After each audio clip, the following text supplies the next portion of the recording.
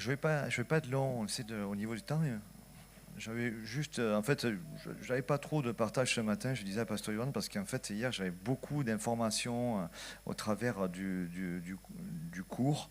Et moi, je ne savais pas trop ce que je pouvais amener, donc je suis allé chercher un petit peu un ou deux points que j'ai pas amenés hier. Euh, voilà, donc on peut aussi élargir les principes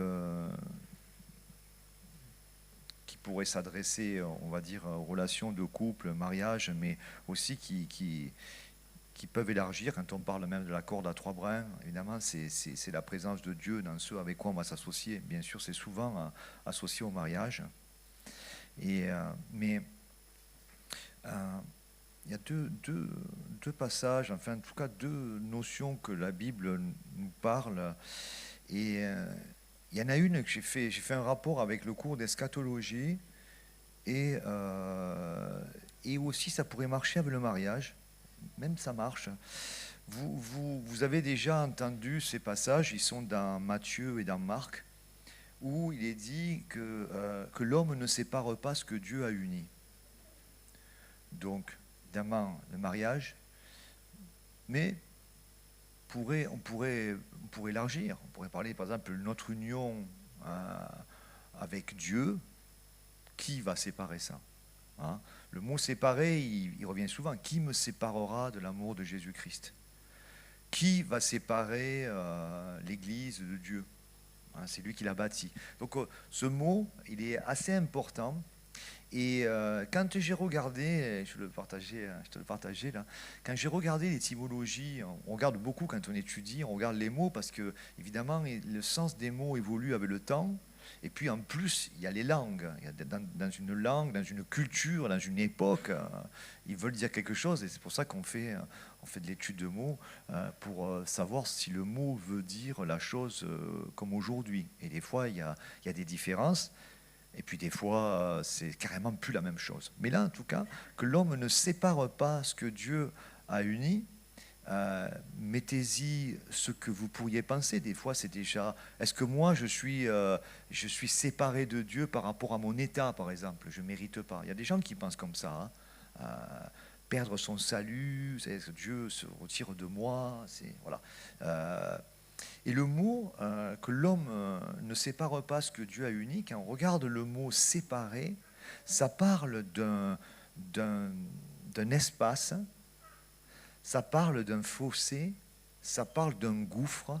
Et vous savez où est-ce que le mot, la racine du mot nous amène à un autre mot, à un autre passage qu'on connaît? C'est quand Jésus raconte l'histoire de Lazare et de l'homme riche qui arrive dans le séjour des morts, où il veut nous parler qu'il y a une séparation entre ceux qui sont séparés de Dieu, les perdus, hein, ceux qui n'ont pas placé leur confiance en Dieu, et ceux qui sont dans la présence de Dieu.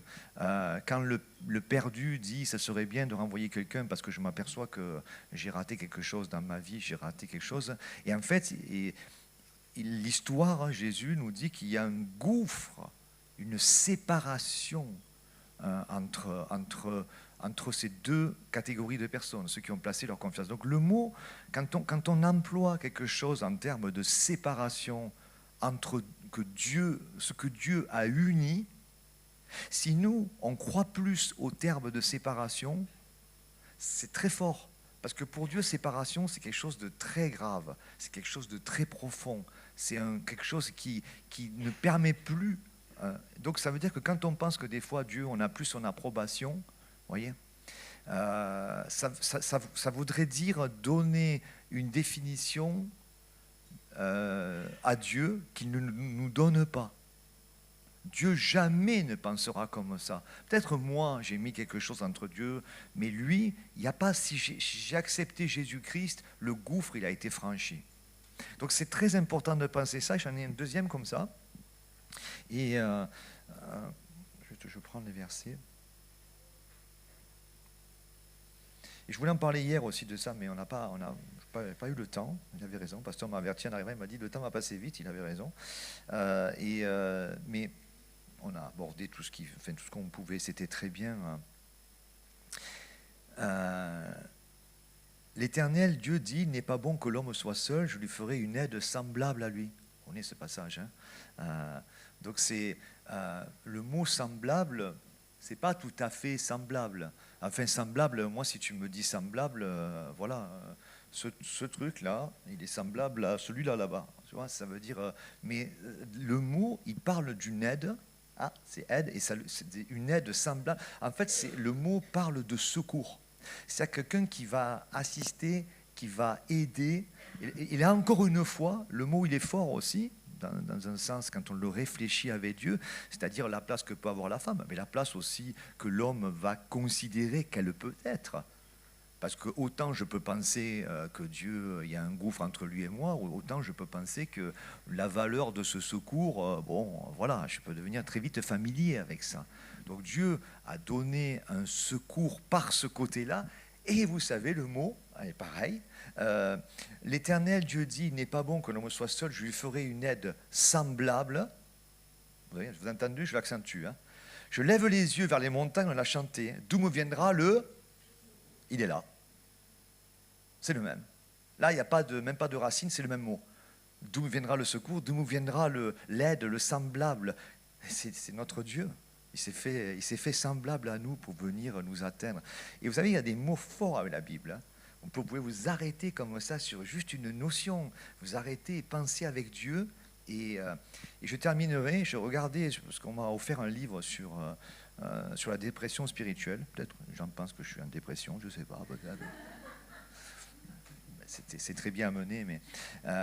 et l'auteur, il dit que la dépression vient souvent d'un manque d'équilibre entre intelligence, sentiment et volonté. Et je pense que beaucoup de fois, nous sommes attirés par cette chose où, vous savez, il y a ce passage où Jésus va dire, je vais le trouver, il leur ouvrit l'esprit pour qu'ils comprennent les Écritures. Vous voyez, Jésus a eu besoin au niveau des apôtres, des disciples, de leur ouvrir l'esprit, pour qu'ils comprennent les Écritures. Vous avez vu, je vous ai donné des points comme ça. Cette chose-là, c'est vraiment important de le faire. Parce que souvent, notre esprit ne fait pas un lien, il ne fait pas d'équilibre entre le fait d'emboîter les choses, entre ce qu'on peut ressentir, les sentiments, entre ce qu'on doit décider, et entre ce que Dieu veut nous équilibrer dans ces choses-là. Et ça, c'est uniquement quand on s'arrête. Par exemple, ce matin, voilà, moi je vous partage ça, c'est une exhortation. Puis là, va commencer un message dans 5 minutes après le chant.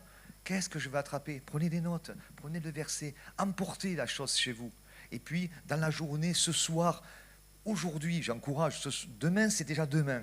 Voyez, mais demain, ça sera mieux que rien. Mais ce soir déjà, prenez, quel était le verset? Qu'est-ce qu'il y a eu un mot qui m'a frappé? Vous allez voir, Dieu va emboîter et il va faire le secours. Il va faire l'aide semblable, il va faire toutes ces choses-là, parce que c'est le rôle du Saint-Esprit d'être venu aussi habiter en nous, cette aide qui est là. Voilà, c'est un encouragement, je